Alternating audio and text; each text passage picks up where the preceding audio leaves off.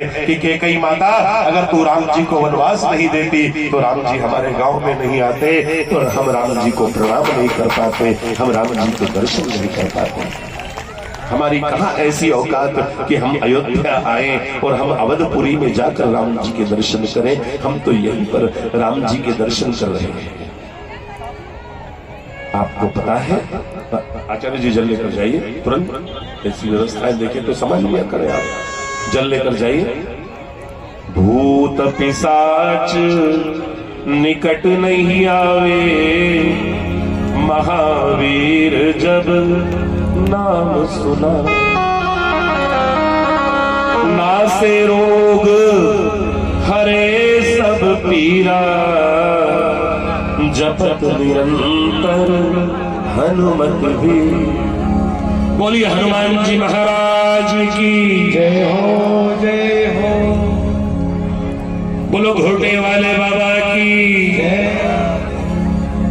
वाह वाह, बैठ जाओ बस बस, इससे बड़ी बात नहीं। तो घोटे वाले बाबा हर जगह तैयार खड़े रहते हैं, जहां भी उनकी जरूरत पड़े आप उनको याद करना। जब सुनसान रास्ते पर जा रहे हो और जरा से पत्ते भी हिले तो सीधा जय हनुमान ज्ञान गुण सागर की याद आता है। ऐसे पवन सुत हनुमान जी महाराज हम सभी पर कृपा बरसाए रखें। बोलिए हनुमान जी महाराज की जय। वाह वाह। थोड़ी देर और बैठे करते हैं, थोड़ी देर में अपन कथा को विश्राम देंगे। बैठ जाइए अपने स्थान पर। फिर आपको बाद में पूजा करने के लिए आने देंगे ऊपर, अभी बीच में व्यवधान नहीं करेंगे तो अच्छा रहेगा। अभी सब आएंगे, आरती के बाद सब लोगों को आना है। थोड़ी देर में बस पूर्णाहुति हो रही है। पूर्णाहुति के बाद आरती होगी और आरती के बाद आप सब लोग, मैं आज यही हूँ, जाने वाला नहीं हूँ, तो मुझसे मिलने के लिए जिनकी भी इच्छा हो कृपया अभी मंच पर आने से बचेंगे, थोड़ा व्यवधान नहीं होगा। चलिए आगे बढ़ते हैं थोड़ा सा। 9 दिन की राम कथा होती है, हमने उसको 7 दिन में 99 पारायण कथा को, मुझे तो लगता है कि राम कथा एक जन्म में भी पूरी नहीं होती, उसके लिए कई 2-4 जन्म चाहिए पूरी कथा सुनने और समझने के लिए। तभी तुलसी ने लिखा है कि कहत कठिन समुझत कठिन, साधत कठिन विवेक। अत्यंत बुद्धि से काम ले तो राम के चरित्र को व्यक्ति एक जन्म में समझ पाता है, नहीं तो जन्म जन्म मुनि जतन कराही, अंत राम कही आवत राही। ये उस विराट की कथा है। उस विराट की कथा को मैं छोटा सा अपनी छोटी सी वाणी से भला कैसे गा सकता हूं। इन 7 दिनों में मैंने आपको कथा सुनाई है। सीता जी ने राम जी के साथ जिस प्रकार पातिव्रत्य धर्म का पालन किया, रावण स्वर्ण मृग बना करके मारीच को भेजता है। एक क्षण के लिए सीता जी उसकी ओर आकर्षित होती है, रावण उनका हरण कर लेता है। कथा तो सुन रहे हो, समझना। कभी भी अपने पति से कोई ऐसी वस्तु लाने की जिद मत करना जिससे अपने घर की शांति बिगड़े, अपने घर का वातावरण बिगड़े। मैथिली शरण गुप्त लिखते हैं कि वनवासों में दिवस कटे, वनवासों में दिवस कटे, हर रात कटी रोते रोते, तब जाकर यह पता चला कि सोने के हिरण नहीं होते। इसलिए अपनी हैसियत से बढ़कर कुछ संग्रह करना अनुचित है। संग्रह वृत्ति। जब हनुमान जी पहुंचे थे सीता जी के पास, सीता जी रो पड़ी। हनुमान जी ने कहा, मां आप क्यों रो रही हो? सीता जी ने कहा, रावण ने मेरा हरण किया, उसमें गलती मेरी है। एक तो मैंने गलत साधु पर भरोसा किया। देखो दरवाजे पे गलत साधु भी आएंगे, अब तो ये पोप वो फादर जो है ये भी भगवा कपड़े धारण करके और दाढ़ी बढ़ा करके और माला रुद्राक्ष की पहन कर आते हैं। जैसे पहले रावण आता था सीता हरण करके ले जाता, ऐसे भी ये आपके धर्म का हरण करके ले जाते। बचना पड़ेगा, समझना पड़ेगा वास्तविक संत कौन है? गुरु क्या देता है? गुरु हमें दिव्य दृष्टि देता है जिससे हम सही गलत को पहचान सके। हमारे धर्म ग्रंथ है? कोई आए गुरु तो उनसे कहिए कि हमको गायत्री मंत्र सुनाओ, आपकी बात मानेंगे, लेकिन 2 घंटे हमें राम की कथा सुनाओ। पहली बात तो आती नहीं होगी, और अगर उसने सुना दी राम की कथा और तो और, पर अब तो लोग इतने सतर्क हो गए हैं शहरों में। एक सब्जी वाला जा रहा था नीचे से, सब्जी ले लो सब्जी ले लो। दूसरी मंजिल पर महिला खड़ी थी, सब्जी लेना थी। उसने वहां से आवाज लगाई, हम कथा सुनाते, और रुक गई। तो वो ठेला गाड़ी वाला बोला, राम सकल गुण धाम की। वो बोली 2 किलो आलू दे दे और 1 किलो टमाटर भी दे दे। अब तो जहां तक सर्टिफाइड नहीं करो वहां तक सब्जी भी नहीं लेनी।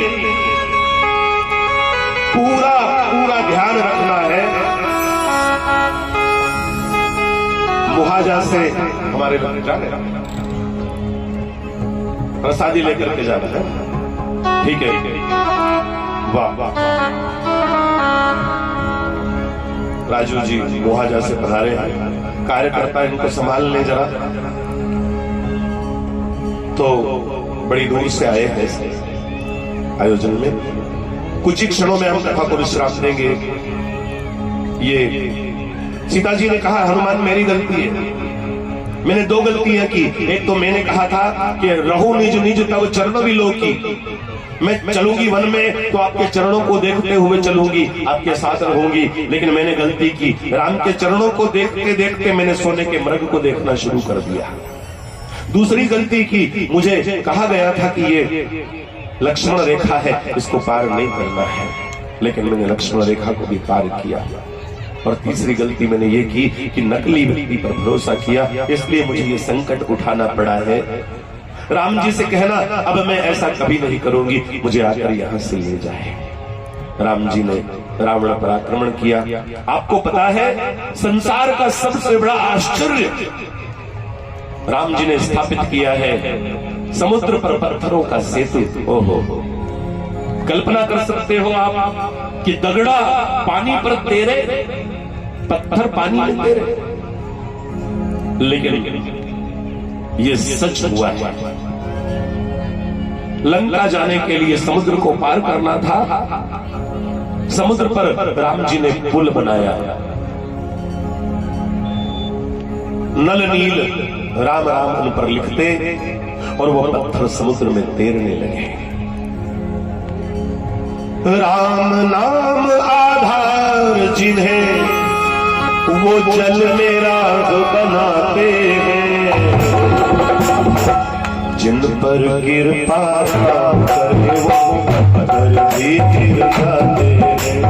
जिन पर कृपा करे वो पत्थर भी गिर जाते हैं। जिन पर कृपा करे वो पत्थर भी गिर जाते हैं।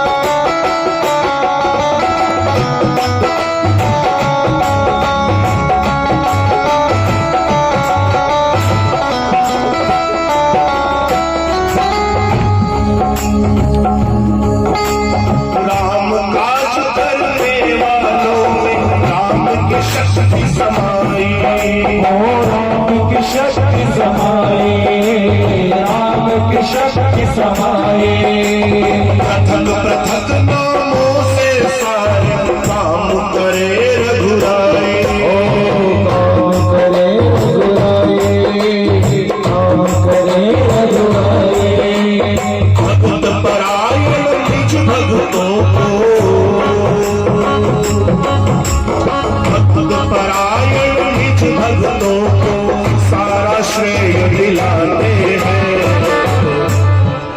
जिन पर कृपा राम करे वो पत्थर भी गिर जाते हैं। गाइए प्रेम से, राम नाम आधार जिन्हें वो जल में राम बनाते हैं। जिन पर कृपा राम करे वो पत्थर भी गिर जाते हैं।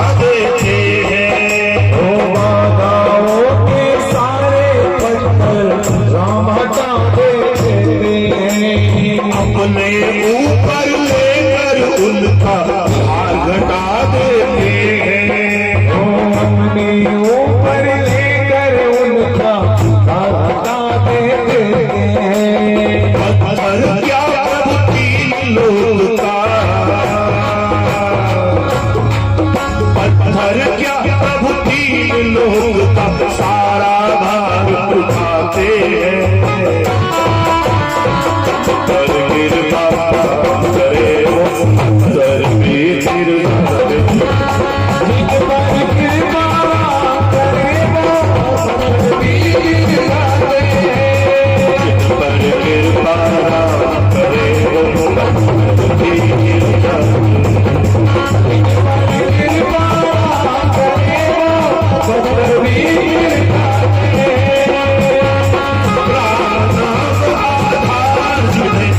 जन में राह बनाते हैं। जन में राह बनाते हैं। पर कृपा करे वो पत्थर भी गिर जाते हैं। पर कृपा करे वो पत्थर भी गिर जाते हैं। बोलिए सिया रामचंद्र भगवान की जय हो।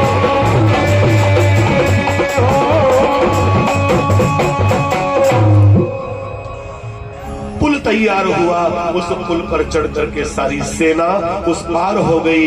रावण और राम के बीच भीषण युद्ध हुआ। रावण रथी विरथ रघुवीरा।